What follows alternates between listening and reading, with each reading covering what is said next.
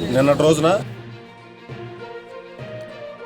తిరువూరు పోలీసుల చాకచక్యం. హాస్టల్ నుండి పారిపోయిన ముగ్గురు విద్యార్థుల కథ సుఖాంతం. తిరువూరు పట్టణంలో హాస్టల్ నుండి అదృశ్యమైన ముగ్గురు విద్యార్థులను చాకచక్యంగా తెలివిగా కనుగొన్న తిరువూరు పోలీసులు మరోసారి తమ సేవా మనస్సును చాటుకున్నారు. రాత్రంతా నిద్ర మానేసి పట్టణమంతా గాలించిన పోలీసులు, పిల్లల బంధువులు, రిపోర్టర్లు, హాస్టల్ యాజమాన్యం ఎవరి కళ్ళల్లోనూ నిద్ర చేరలేదు. గంటల తరబడి అన్వేషణ చేసిన ఆ ముగ్గురు చిన్నారుల ఆచూకీ దొరకకపోవడంతో ఈ కేసు పోలీసులకు పెద్ద సవాలుగా మారింది.